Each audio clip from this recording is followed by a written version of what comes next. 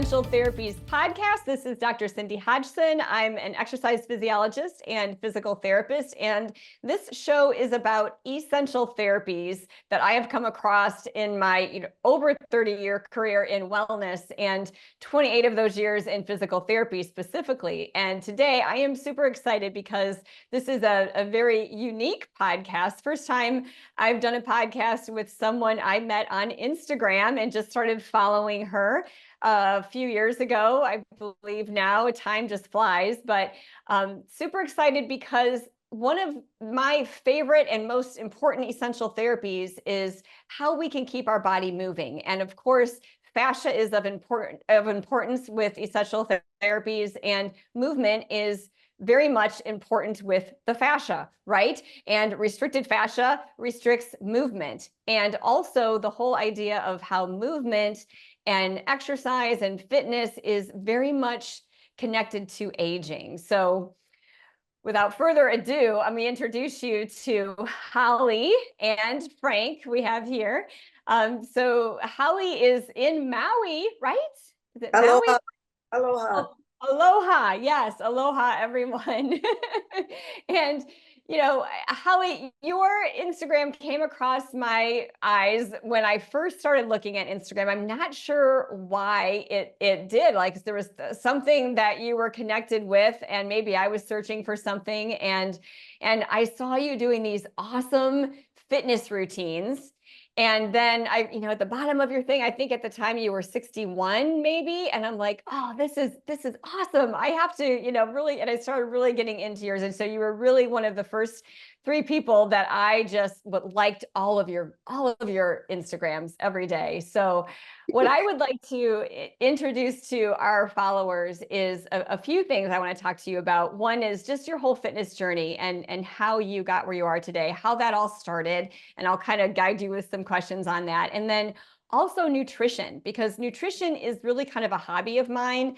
Way back in the day in grad school, I was studying to be a nutritionist and actually dietitian. I was working on a PhD in nutrition and, year of graduate level biochemistry and all of these things. And I ended up changing paths. That's a long story, but nutrition is super important to me. And we have something else in common that I also, noticed with you is how you were eating. And I was really exploring this whole idea. And so we will bring that up as well. And then Frank, I'm excited to hear about how you motivated Holly, because I hear you have some great experience as being a coach as well, and also a really awesome health journey. So if you're watching this video or hearing the podcast, we have a few things to talk about. So stay tuned and let's explore. With that, Holly, tell me, we talked about when you first started this and this journey about 5 years ago, and you're 7 years ago. Okay, give me your story. How'd you end up here and how old were you and all of that? Well, I've always been very athletic my whole life, but it was more cardio based. That's what we were taught, was to eat less, move more, and the movement was always for aerobics. Oh, you got to get your aerobics and get your aerobics, and you really need that. So I did that a lot, and I was in the fitness industry. I was contracted by the military to do what we call boot camp now, but in my day it was called sports conditioning. And I also was contracted by the Parks and Recreation to run classes for the public. And then I also worked for the YMCA and ran classes for them.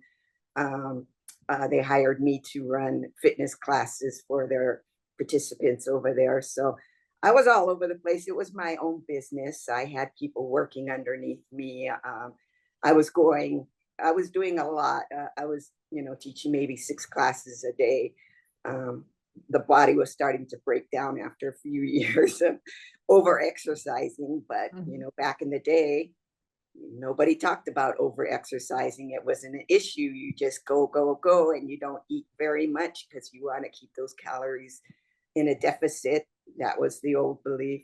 Then when I hit my 40s and perimenopause hit, and all the abuse and the lack of good nutrition, because I knew nothing about nutrition back in those days, poor eating, it caught up to me, and I had so many body aches and injuries, and everything hurt, and I was putting on weight. No matter what I did, I was getting heavier and heavier.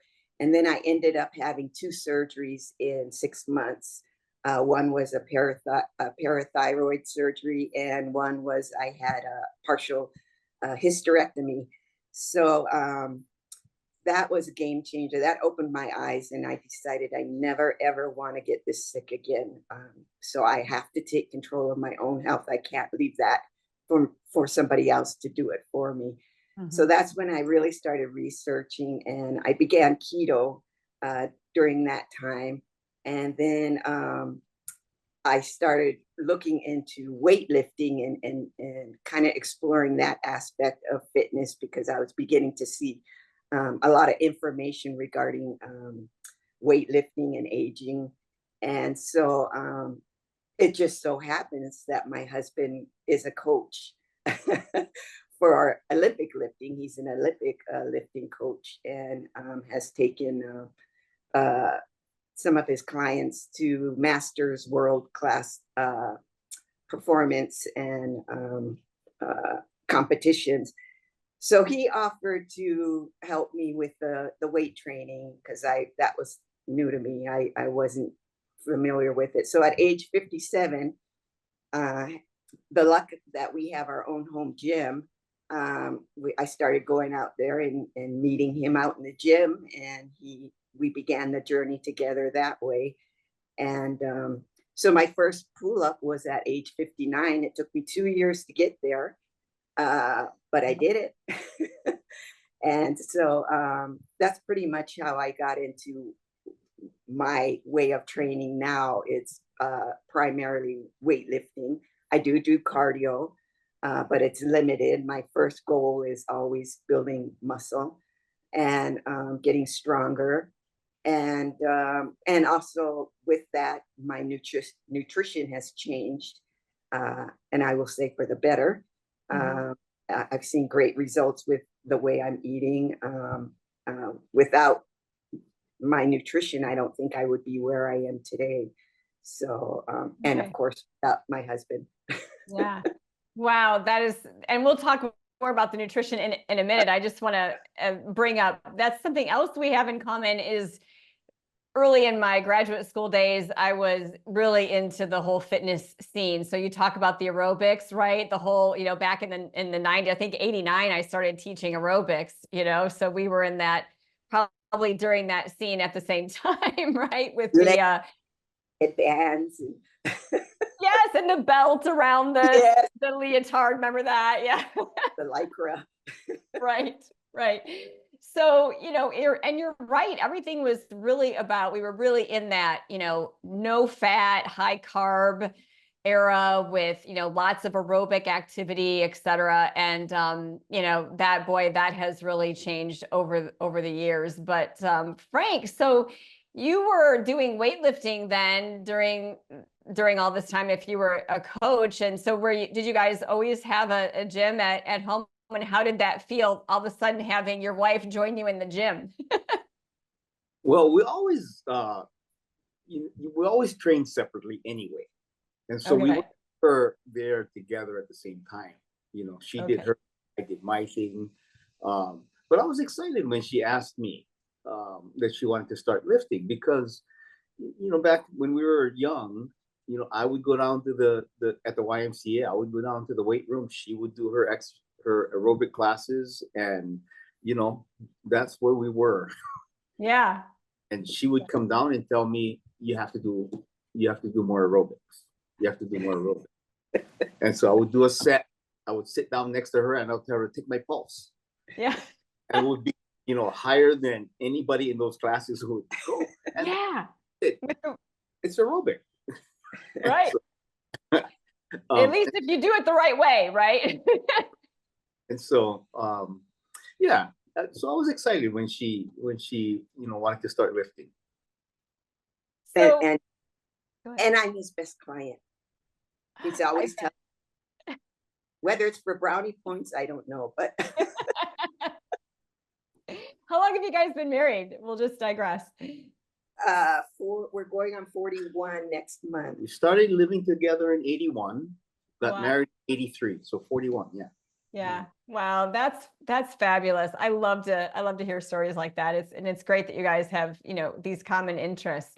So I'm curious, is there anything that you noticed, Frank, about the weight training industry, especially as a coach, and your level of coaching that you do that has changed, or has it been pretty much status quo? If we're talking about, the changes from, when I started, when I was in high school in the 70s, of course, so many things changed, right? Right. Back in the early 70s, it was almost an underground thing. Very few, and those who did it, it was almost a niche thing. And then it became more popular, right? And that was with CrossFit. Well, CrossFit didn't really make it popular until after 2000, really. Right. We're talking about 2010-ish or so, that, so even prior to that, it started to get more with the aerobics craze, that more people started to lift as well. And then, there's information garnered from experience and information garnered from books, and they don't always jive. For sure. So, what I've noticed coming up is that more and more people became experts through books. And so now you have to really, before you could trust when somebody said something, they wrote books, now anybody with a camera can put on a YouTube video, and you don't know what their background is. And so you really got to wade through a lot of rubbish to get to the gold, Yes. That's what I see.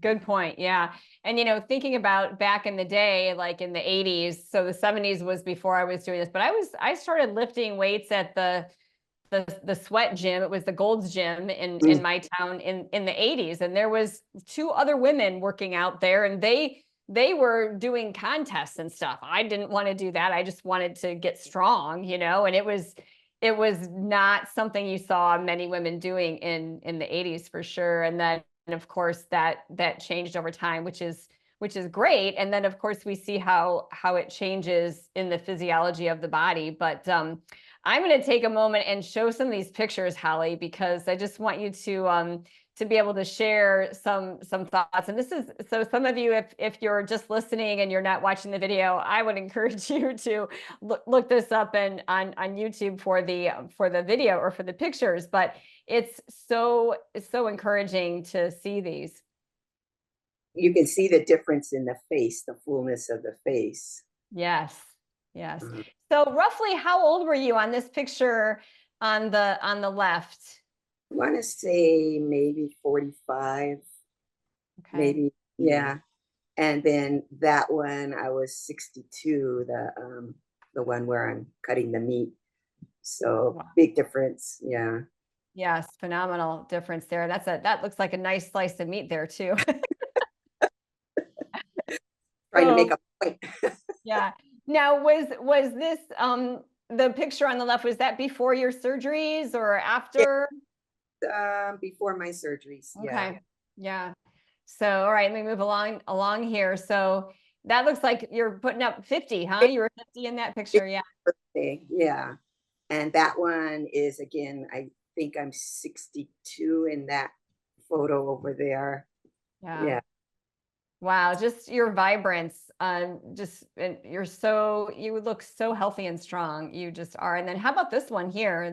That one, my boy, I was at college getting my son, setting him up in the dorm. And this was the heaviest I ever was. I think I was like 175 pounds in that one. And then again, I think that one's You're 50, so 2011. 50. Oh, that one, I'm 50 in that one. And so this one, I'm 62 in the other one. Wow. Yeah. So you're 12 years older in this picture on the right. And wow, just, you look like this is the body of a young, very, very, very young person, I mean, brings up the terms for me, chronological aging and biological aging, Mhm. So, I mean, people get hung up on this whole aging thing, which is a big reason why we're having this conversation, is that right here, I mean, these pictures don't lie, right? I mean, the biological age is how our body is presenting. So your biological age in this picture, where you are chronologically 12 years older, absolutely is less than when you were 12 years younger. It's just, and I can imagine how you felt. I was doing a lot of cardio in that heavier one, and I would always tell him all the time, I said, gosh, if only people could know how much muscle I have underneath this fat. I'm really in good shape underneath all this layers of fat. If only people knew that I could, Right. do the long run and do all that aerobic exercise. I was in good shape. Mm-hmm. Right. And of course, So the other thing that is important here is it's not just about the body.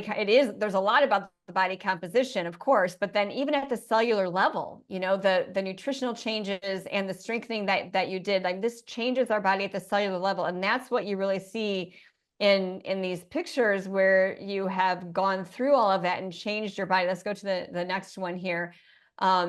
So this is a little bit later. You're 62 on the left here, with you got your dumbbells there, and 57. So that must have been when you first started the weight training. Is that right?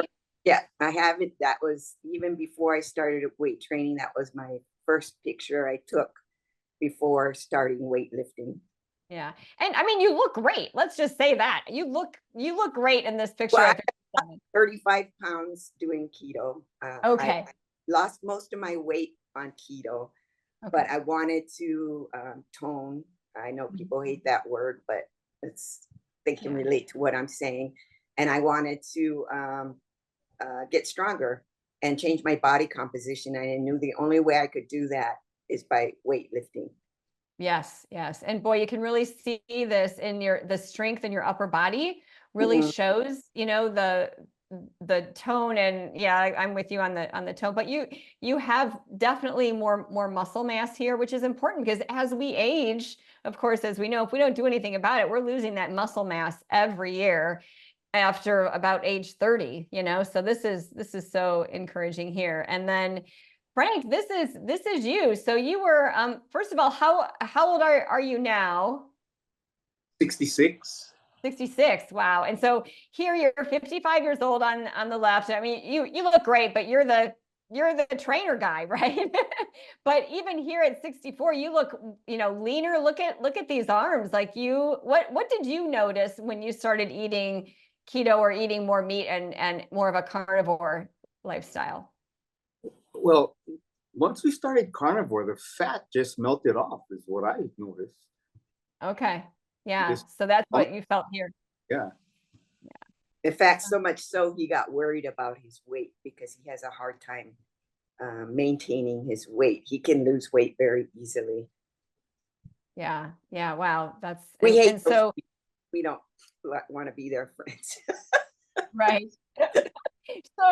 So you didn't change your routine at all then, right? Your weight training routine? Um, no, not really. Okay, A little cool. bit. So there you can really see the difference. That's just diet. Yeah. Yeah. He's cut back. He doesn't do quite as heavy as he used to. He was competing. Right. So he doesn't compete now. That's So what I was wondering here in these pictures too. So yeah, fantastic comparison there. And then just another series of pictures of you here, Holly. Just there's the 57, the 61, and of course you're 63 now, and 63 and 66. You guys are just really defying it. I absolutely love this. This whole chronological age. It's great. And was this a fairly recent picture of you too? yeah, a fairly recent one. Yeah. Yeah, just so vibrant, and it just really shows. I'm going to go ahead and stop my screen share here. Okay. I'll walk down memory lane. Yes, yes. And there's, a picture is truly worth 1,000 words. I mean, what I see as a clinician and as a physical therapist, especially, when I was just in the fitness world and wellness world as an exercise physiologist, I didn't see this as much as I do now. But I'm really curious, those pictures of you in those older, or the younger years, but those older photos, what did your body feel like? And I'm talking about, I'm looking for signs of like inflammation or, just being stiff or achy and that sort of thing. Do you notice a difference in your ability to move now? Yeah. When I slept on a bed, I had to have pillows under my knees because my back was always so sore. And then you get up in the morning and you're just like, oh God, I just, I really don't want to move yet. I feel so tight. I also had problems with restless leg syndrome. My leg would always shake a lot at night and it keep me up at night. And I had a lot of injuries before I upped my protein.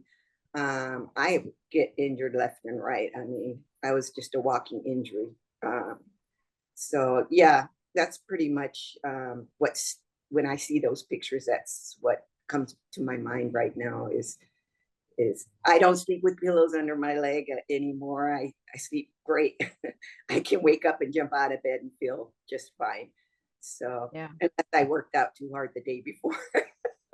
right. There's that.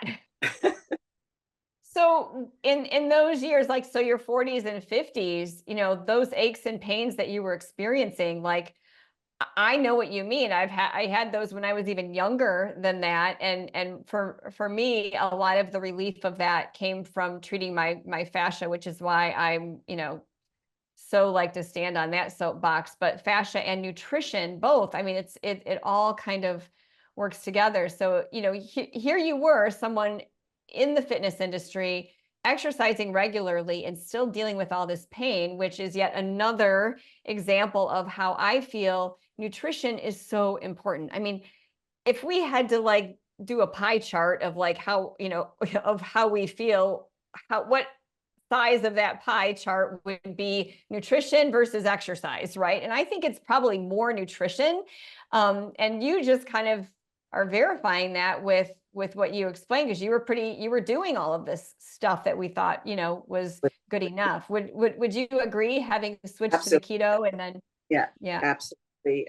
It all, and I hate to say one is more important than the other. To me, it's a unity. It's 50-50 in my book.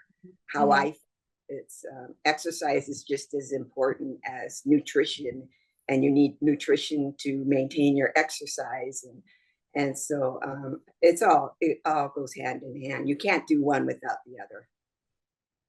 Well, it certainly is beneficial, right, to have them together. Although, and I say this about strength and range of motion, especially when I'm talking about fascia, is, it doesn't matter how strong you are if you don't have the range of motion to put that strength through, right? And if you have the range of motion but you don't have the strength, where does that leave you as well? But the nutritional piece, surely you can be working out, and if you don't have an optimal, or if you're having a lot of junk, like let's just talk about the standard American diet for a minute, right? Like the sugar and the processed food and all of those things. And I think there's not enough information out there. I mean, I still think there are so many people who don't realize. What's that? It's bad information out there. Yeah. Absolutely. Absolutely. So let's talk a little bit about your keto journey. And so you mentioned that after you had these surgeries and you wanted to take your health more into your own hands. How did that look for you when you first started the keto? Frank, were you deciding to do that too? Like, how did that work together for people who might be curious about, okay, what is keto? How, maybe that's something I should start. And then how that kind of morphed into carnivore. I think there's still a lot of people who don't really know what that is and what the difference is. Okay. I started keto because I wanted to lose weight, and he just kind of does what I do because I'm the one that makes the meals. I feed. So he eats whatever's in front of him. He, he did not like it at all. Well, I think not quite. Okay. I hate vegetables, so I Ah, jumped in. I said, "This is great, keto." But she always got on me because I was eating too much protein. But if I didn't eat enough protein, I felt really, really crappy. So I need more protein, and so I went carnivore first. But like I like keto, but I didn't like the low protein. The low protein. Yeah. And I decided, I said, I brought up, you have to have vegetables, you have to have fruit. I come from that. So I had 2 organic gardens. I grew all my own vegetables. I had my green drink every day, and eat your vegetables first. That's the most important part. Fill up on your vegetables and fiber. And so when he went carnivore, I was like, oh, this is really scary. He's going to die. And so I was like, okay, well, he's got a great life insurance. So if he's going to die, somebody's got to spend that money. So I waited 8 months before I was watching, and he was getting healthier and healthier and better and better. And I thought, okay, he's not going to die. So maybe I should give this a go. And that's when I first started carnivore, though, I was the more high fat carnivore, because dogma says, fat is the way to go. And so the first 2 years I was high fat, and I didn't see much body composition, and I was getting injuries. And then I started studying the protein aspect of it, and watching him with the high protein and stuff. And so then I explored that way of doing carnivore. And so I've been that for the last 4 years. I've been a high protein, and noticed a significant difference for me. It may not work for everybody, but for me, the higher protein and the moderate fat was a better approach for me. And I think that works best for aging women as well. I've seen a lot of women say that, they can't lose weight on carnivore, or they're gaining weight, or blah, blah, blah, and they're eating this high fat intake. And I'm thinking, okay, you're not getting enough protein. And I'm also not a fan. I have done fasting. I've done 3-day fasting. I'm not a fan of it. No, it has its purpose, but to me, for an aging woman, I need to make sure that my muscles are adequately have the amino acids all the time to help build the strength and heal themselves and stuff. So I'm not into fasting either, which people hate. Well, here's what I love, and I think what is so important is that we have to be our own experiment, with so many things. Like, we are all unique. It's just like when I talk about the fascia, everybody has a different fascial restriction pattern, because we all unique. It's just like our fingerprint, right? We are all different. So how do we know unless we try?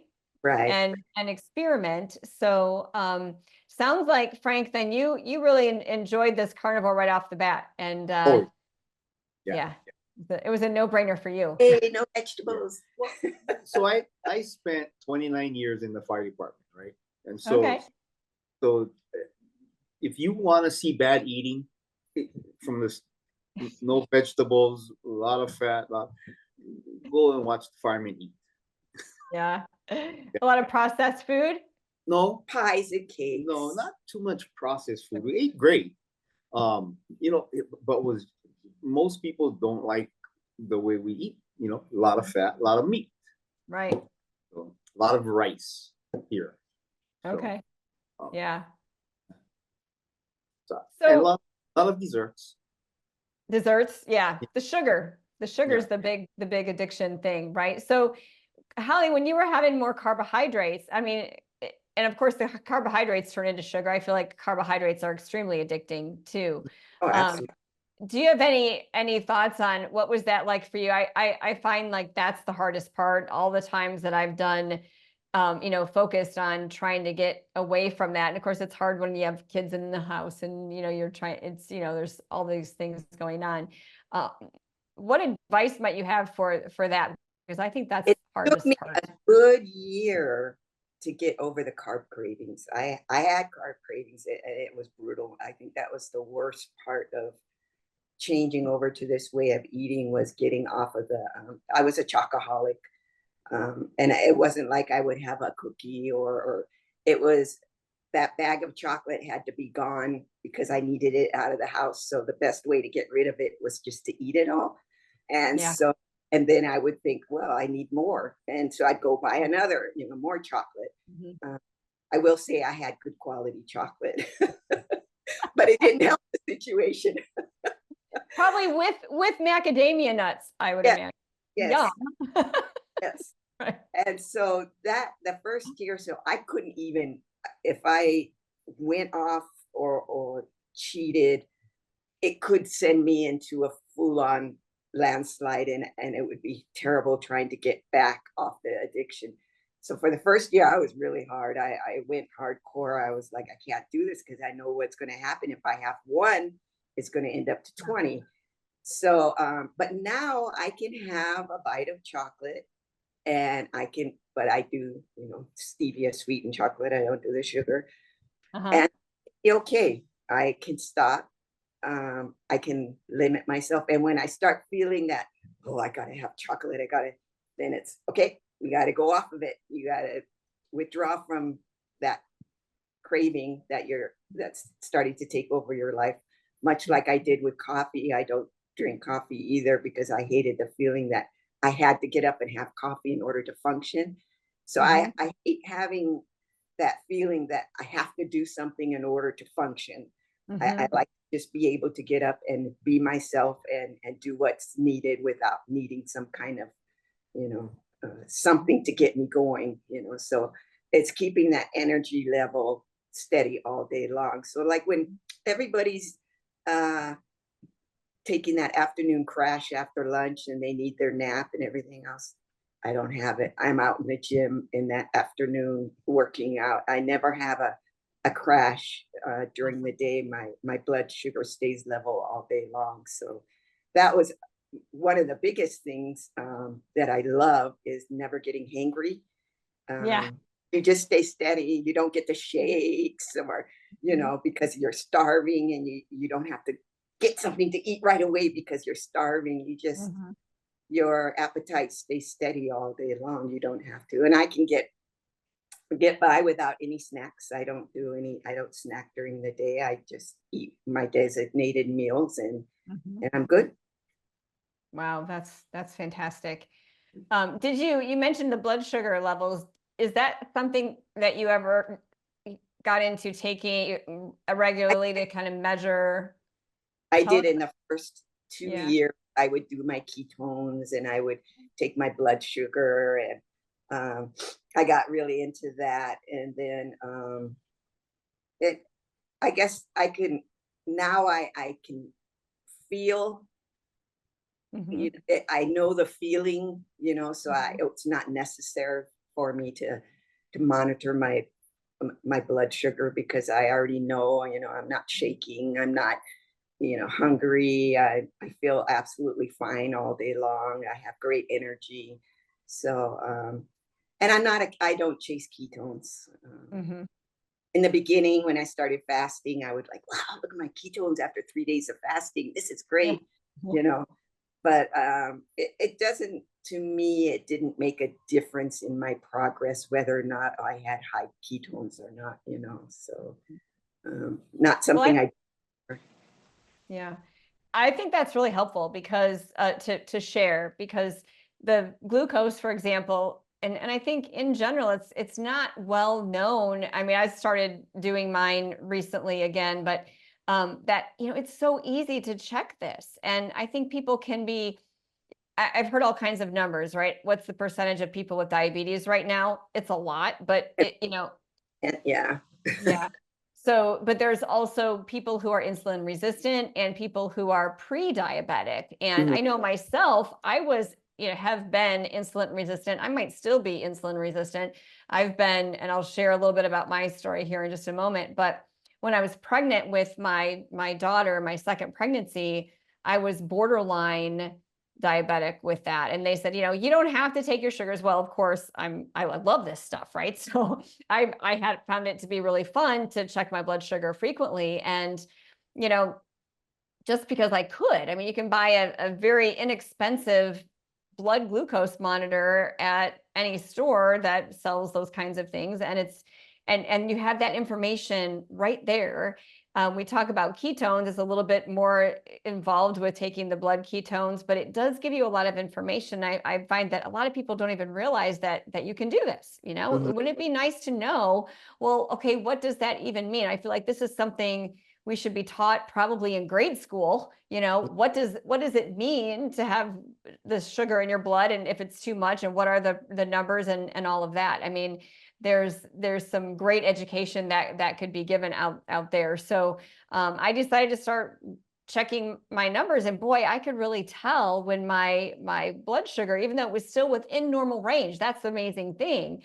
So we can take these numbers and see, okay, it's 125. That's not a dangerous number, but I could feel the difference when I was 125 compared to 80 or 90 or even 100, and then I've had some things happen recently just with patients over the last year where I kind of was thinking that they might have an issue with this, but I didn't have a blood monitor here to actually check it. But sure enough, they had gotten tested then following that, and they were extremely high, and then got diagnosed with diabetes. So if anybody is interested in where they're at with that, it's not hard to go get a monitor and check your numbers, right? I mean, it's great information, and it really helps you learn what everything feels like. So I love that. I love that you kind of did all that information. You know your body now, and you have this incredible body awareness, and you're on top of it. So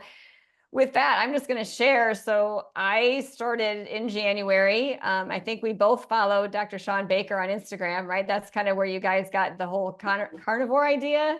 Yes. Is that right? Yeah. He's our man.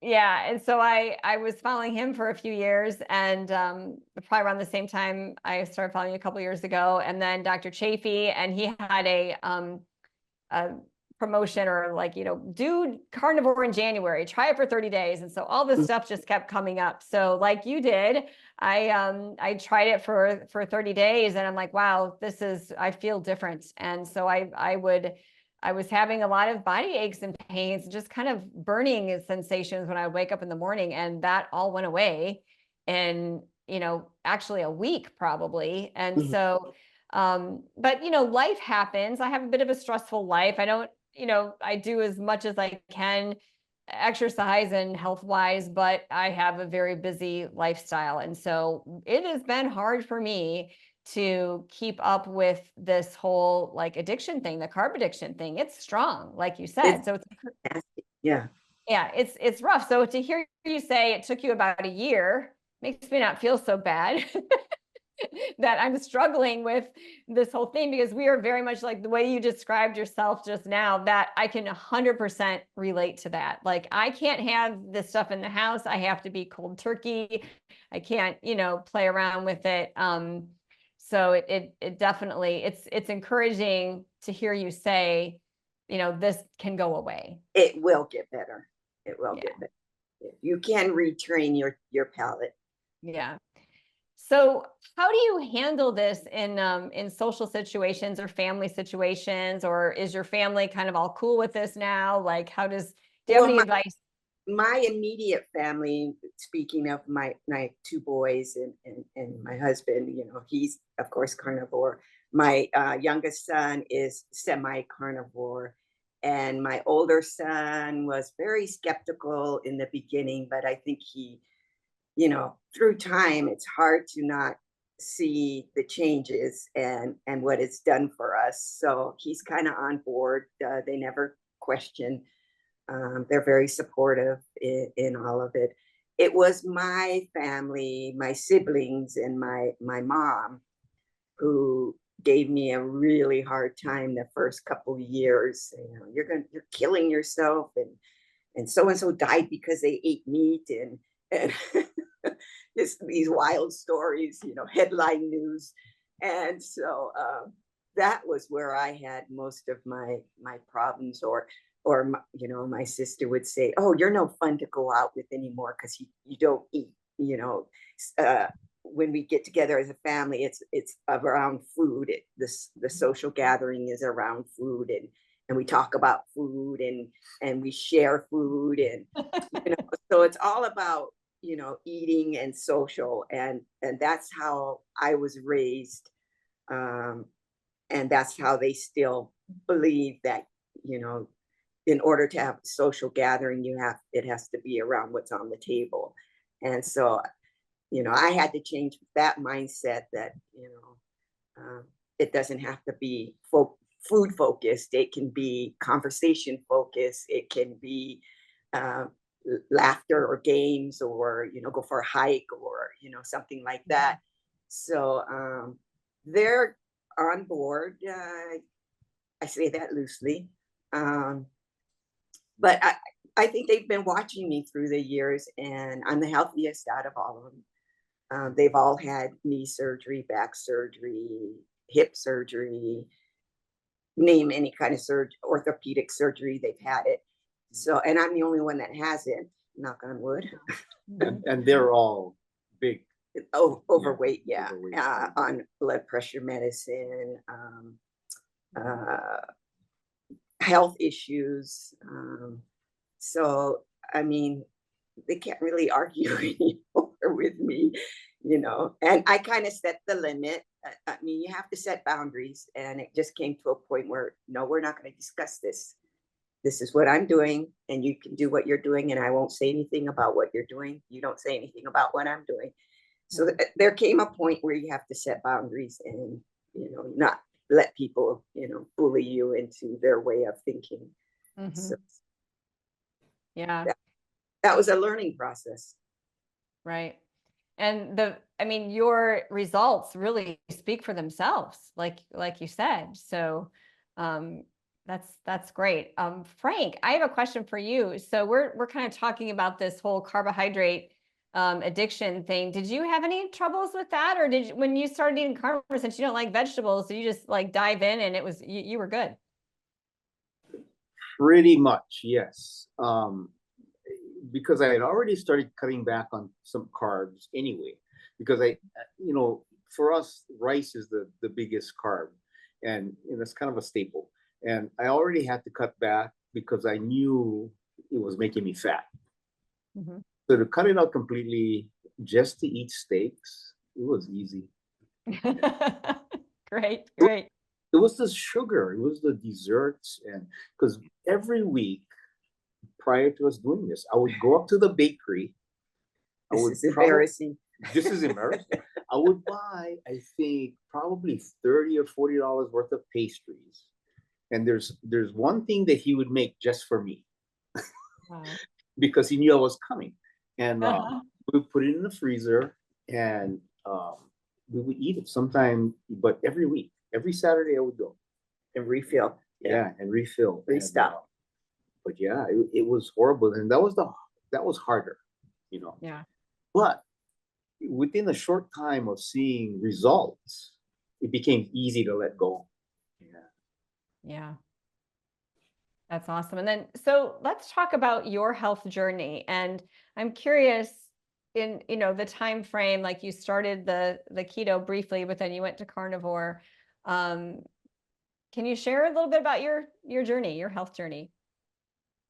So we started keto. I think I was on keto maybe 4 or 5 months, and then I went to carnivore, and that was in 2018, right around probably March or April of 2018. And so 2 years later, in 2020, did some blood work, and my PSA was kind of high, so I went and had it checked, and I ended up with a biopsy. Took a while for it to come back, and, you know, they told me I had prostate cancer, and it was still small, But the first thing that the doctor told me was, we'll cut it out. And I was like, well, that's kind of extreme for, you know, it's slow growing, you know, a lot of men live with it, but let's cut it out. And so I was kind of like, okay, well, let's research this. And I think it was Holly that found RSO and mentioned it. And so, you know, I was able to get some and started going on that, hoping that this is something that would keep the cancer at bay. And we thought, okay, well, let's say what RSO is. It's a Rick Simpson oil. It's cannabis. It's very, very strong THC, extremely, but it's prepared it's a very in-depth preparation, how they make this. So go ahead. But anyway, yeah, so then, you know, I started taking that. And the question became, you know, my son asked this, you know, could it be the meat? I was like, well, I don't think that 2 years of being carnivore would have caused me to get prostate cancer. As compared to the 29 years I spent in what I spent in what I've been in. And so it probably came from there, right? And there's cancer in my family anyway. Very strong cancer. Yeah. And so, you know, the journey down, it was always about finding alternatives. And he was diagnosed when COVID happened. Oh yeah. So the hospital closed down. We only have one hospital here on the island, and they wanted to do the surgery on him, and the hospital was closed. They weren't doing elective surgeries at the time. With COVID, it was shut down to outsiders. So that was a blessing in disguise. That's why we decided to look for alternative methods. And so that's how we went this route, for one. And his doctor wanted him to go on a Mediterranean diet, low protein Mediterranean diet, is what all the pamphlets that they gave us, you know, was do this. And we had to sit and logically think this over, you know. If muscle is your metabolic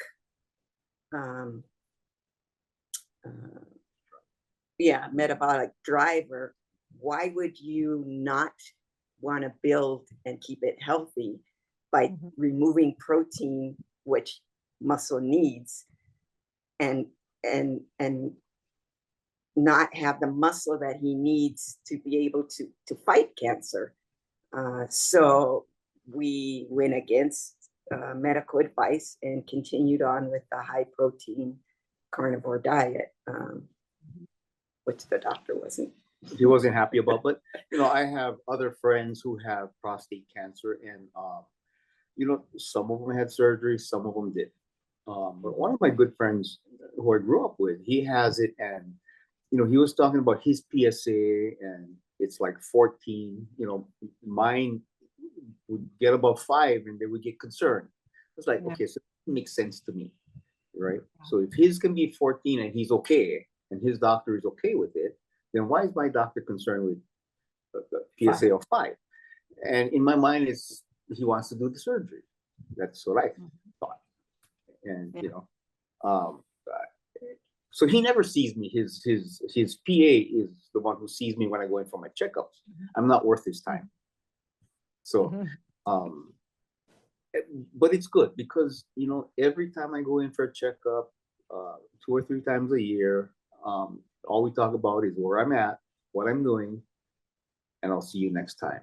But what you're not mentioning is his last biopsy was they had found he had 2 types of cancer. One was an aggressive form, and one was not so aggressive. It was slow growing. His most current biopsy, there was no sign of the aggressive form of cancer. And with prostate cancer, they score it on a Gleason scale, and his Gleason was 7 when initially, but this last Gleason score, it was 3, dropped down to 3. So we're doing something right. Yeah. Awesome. So you're good. Like they're just keeping an eye on things, and you're in the green zone. That's awesome. Yeah. And another thing I want to mention too is his family has a very strong cancer in their family, and nobody survived it. So wow, that's awesome. Well, congratulations. And willing to keep up with the healthy options of, I'm sure were you working out and keeping up all of the routines? Yeah. Well, when we went on the Rick Simpson oil, I was taking it orally. No. Yeah. It was horrible. It's, for 2 months, he was higher. I was high, and I would try and work out, but I really couldn't, and then I started losing weight, and and so once I was done with the oral, it took me a while to get back in to start working out again, because I felt really weak, and it's always hard to get started and motivated at that point, but it took me a while to get back. Yeah. He still does it, but he does it suppository, so it bypasses the nervous system and you don't get a high. Yeah. Oh, that's nice. Yeah. What we learned later on. Yeah. Yeah. What I wish we had learned before. You have a harder time than I did. Oh, that's great. So, speaking of this whole thing of keeping your diet, I have to share your tagline, because I think it's so awesome. And I have another question for you, Holly, and it's the eat meat, make muscles. And then whatever it is you're talking about in that post. And, something that I focused a lot on in my early PT career was helping people with osteoporosis, mostly women. And, women with the highest risk for osteoporosis are small frame Caucasian women. And it's an important thing. And so even then I was helping women do the right routines to be able to reverse osteopenia so that they were completely normal, or even osteoporosis back to osteopenia, and so on. I'm wondering if or if you would be willing to share your any DEXA scan numbers. Have you had your bone density checked? Yeah. And I'm very high. My bone density is above average. Way above average. Way above, yeah. Yeah. I believe on the chart it's 2, and anything -1.5 is considered sarcopenic or the beginning of osteoporosis. So I'm +2. So it's not an issue for me. Also, my body fat percentage was my first one, I was 17% body fat, and my second one, I was 18% body fat. Some people say, well, that's too lean for women to be. They need to be 20%. But I seem to be. I still have fat on me. I mean, I'm not a thin, poofy woman. I still have, there's some cellulite, but it's just I feel good at that level. And I was in the 1% for all age groups on my DEXA scan. So that's amazing. Yeah, I need to go and have it done this year. I don't think I'll be that lean this year because I just haven't been as strict as I normally have been, and kind of playing around with things with a little less exercise and, more walking and stuff. So I kind of, every year I try to experiment, and I'm always telling people, you got to experiment. That's the only way you're going to find out what works, so I've been kind of doing that this year. Well, I think it's important to say, people, it's surprising because we know this, and so it's like common knowledge to us, but it's not to everyone. And that is that just because you're aging, it doesn't mean the bone density has to go down. I think people, and I'm saying this because I hear patients say it, like this is kind of what they think. And it's just not the case. So, you have done something actively to stimulate your bones to be able to make more bone, and you have a more dense bone, just like the muscles. So I just want people to know that, hey, yes, what you do every single day is what your body will adapt to. And our body will adapt to whatever we do and whatever we don't do. So like Frank, when you weren't exercising there for a while, your body adapted to that. It's like, hey, we don't need all this extra muscle, and it takes longer for the bone density to decline, but the muscle adapts very quickly. I mean, we start in a few days, the body's like, heck, I don't need to put all the energy into making this muscle, and so then it adapts. So it's going to either adapt to somebody, it's going to adapt to someone who is sedentary and doesn't do much, and it's going to adapt for someone who does what you do, working out every day and putting resistance on your body, because the body wants to be able to handle it, and we can change that diagnosis of osteoporosis, which is a very serious and dangerous diagnosis. I think people have come to just kind of realize, oh, like this is kind of what happens when you get older. No, that's not what has to happen as you get older. And our body is still going to adapt. It doesn't matter if you're 95 years old. If you start doing something that's going to stimulate the bones and the muscles, it might take more effort and consistency and time, but certainly nutrition. We need that protein to be able to have the building blocks to do that, but the body will adapt. So yeah, people think that calcium is what builds the bone, right, but it's not. It's protein is what builds the bone. And let me just add into that, I've been on bioidentical hormone replacement therapy for 12 years. Okay. And it's more than just a sex hormone. Estrogen has receptors in our whole body. It's in our bones, it's in our heart, it's in our brain. And so when you start losing estrogen, everything goes with it. And so, I know it's a very controversial topic. It's becoming more studied and more discussed nowadays, I would like to think. And people aren't as afraid of it as they should be. I mean, shouldn't be. And so I think just being on that has given me an edge as well. Not all women need to go on it. I'm not saying that it's an individual choice, but make sure get an informed decision, not just because your doctor says the WHI said it causes breast cancer. That's been debunked. Yeah. So get the full story. Don't just take somebody's word for it and say, oh, I can't do that, Yeah.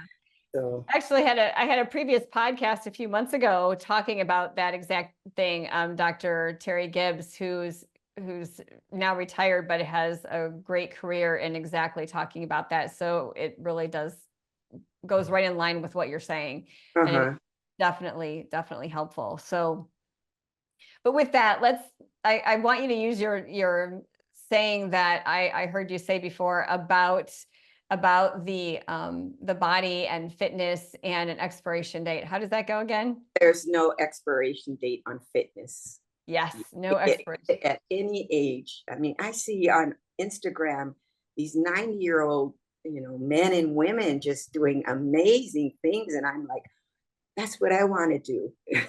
I want to be that when I grow up, So right. There is no age. Exactly. That's what I felt when I first started watching your channel too. We're not that far apart in age, by the way, but I'm 58. So I'm just a little older than what you were when you started this journey. So I have had a friend, he was considered the greatest weightlifter of all time at one point in time, Tommy Kono. So Tommy Kono, when I first started, he was in his 50s and he was still amazing. About 10 years ago, maybe a little longer, I had to pick him up here at the airport, and I had to help him into my truck. I mean, he was so weak. He competed at the Olympics. This is how good this guy was. He had like 30 something world records, and but he was, like I said, like 30 years after he retired, they still voted him as the best weightlifter of all time. Had to help him into my truck, help him out of my truck, help him walk. And I thought to myself that I never want to be that way, right? And so I think we both Holly and I, we look at older people who have a hard time moving, obviously have health issues, and we tell ourselves, we're doing the right thing, and it doesn't have to be that way. Um, and so, yeah, that's where we get our inspiration from too. Mm-hmm. Fabulous. I love that. Not just from people who are in shape, but those who are out of shape. Yeah. Yeah, I 100% agree with that. And, I see it in here often where, knowing that this person and their function that they're in it could have been a different picture, had they known. And what breaks my heart and what I am passionate about as far as getting this information out there, talking to people like yourselves, is to let people know the truth. It doesn't have to be the way maybe they're thinking, there's another way. And this is a way that is not talked about very much. And I don't understand why. I guess some think it's not an easy way, but it's not difficult at all. We just need to know what, the very basics are. And, when we see people like yourselves and know that that's an option. And then the story, I'm so glad you shared that about your friend and him needing help, because I often like to say, you are creating tomorrow's body today, right? Like I'm always thinking that, what do I want to be 10 years from now, or 20 years from now? It's that consistency that makes the difference. And it's the long game. It's the end game. Is that what you said? The long game. The long game. Yes, exactly. Yeah. And so are these things, is it hard to be consistent? Is it difficult to choose the protein meal instead of the sugar meal? Maybe, but I guess it's the why needs to be strong enough, right? And why do we want to choose these things or encourage people to find out this as an option so that you can avoid the pain of that other outcome, right? So you guys are doing a great job with that. And I say, just start where you are. Yes. Wherever somebody is, if you're 60 and out of shape and you think you can't do it, put on your shoes, go out there, do something for 5 minutes, and pat yourself on the back. Yes. And that's one of the things I want to be able to offer on someone. I'm still trying to figure all of this stuff out because I have a lot of things that I'm juggling and hats that I wear. But even having an exercise program to help people who can't get to the floor and back up, that's something that we're working on here at the studio right now to come out with in the next month. And I see this often and I help people. Well, I can't do that because I can't get to the floor. Well, wait, let me just help you. Let me show you how to do that. And that no matter how difficult you think something like that is, there's always a way. There's always another option. We can break it down even smaller and smaller pieces so that you can do it. So like you say, start where you are. Absolutely. And if you don't know where or what you can do, there's going to be a way to find out. And hopefully I'll be coming out with some of that stuff soon to help, and it's at least here in studio, and to help people. It's just movement. And I think starting with this is what blocks us a lot. Our mind, our mind stops us because we think that we can't do it. Yeah. And seeing examples like you guys is so important, because once people can see, hey, that person did it, maybe I can, that empowers people and gives them. They even need to get to the extreme that we're at, Right.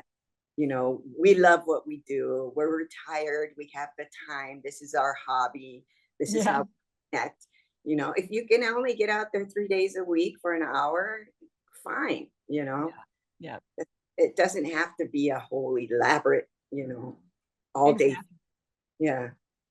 But the body will adapt to whatever it is. So if you want more, you just give the body more, and it's just magic like that. It adapts. So here's the thought I want to adapt to. So you encouraged me earlier in this.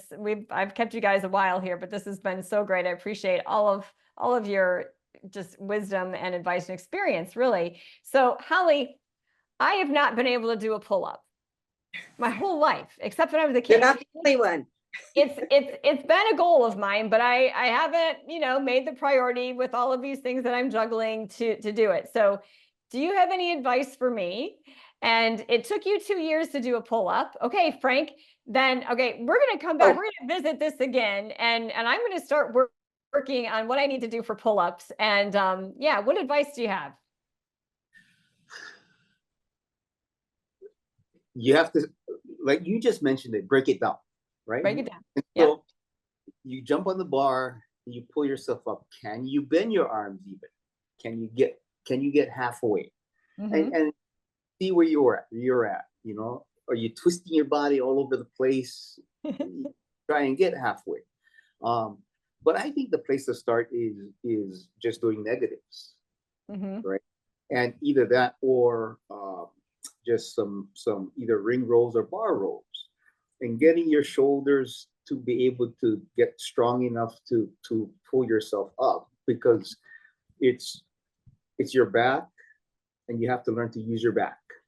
That's the mistake a lot of people Yeah. do, is they're Mhm. using their arms trying to pull themselves up. It's not the Yep. arms. But they're not using their back enough. And so It's the abs. yeah, and the abs. So there's a lot of little things, but I think like when you go to CrossFit, they use those bands, but I Mm-hmm. think bands help you in the wrong place. They help you at the bottom. If you're able to get halfway up, the bands don't help you. All it does is kind of propel you past your sticking point to go over the bar, which Right. isn't getting stronger. Yeah. So when you take the bands off, you're in the same place, Right. as you were. So negatives are better. And just Okay. what I like to do with her was, to help her so that the resistance, the help came at the right place. Mm-hmm. Gotcha. Yeah. So what I've done, I have a stool there. I have a bar in our hallway, and I've got a stool, and I've, used the stool to help me. Right. Yeah. But, and I'm glad you said that about the bands, because I had recently bought some bands with the plan to get that all together to do it. I am an exercise scientist. I know how to do these things. It's just the consistency and making myself do it. But I like the idea of the negatives. I hadn't really thought of that. I think that's what I'll focus on, is use that stool to help get me up there, and then slowly lower down. Slowly down. With your back. With my back. Yeah. Yep. And I know what you mean by that. Yep. For shrugs, just hanging there and using your back. The shoulder blades. Yeah. Yeah. Your blades to Absolutely. You're not going all the way up. You're just strengthening that lower range of motion, so that you can bring your chest up and not do what I do and reach it for the chin, which I get in trouble all the time. Yeah. Thank you guys so much. Is there any last comment that you have that you would just like to tell people, just for encouragement? Don't give up. It's a process. I didn't get to where I am today overnight. It's taken me 7 years to get to this level that I'm at. I started nowhere, and this is where I'm at. So don't get discouraged if you're not seeing progress immediately.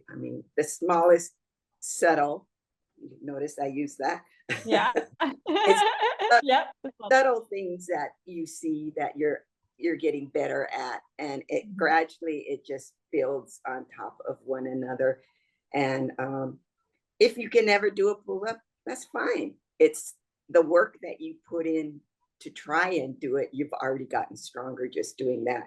Those baby steps, you've already improved. So whether or not you hit the end goal is not what needs, not to focus on that. It's all the in-betweens that you focus on, and celebrate those small victories, because it keeps you coming more.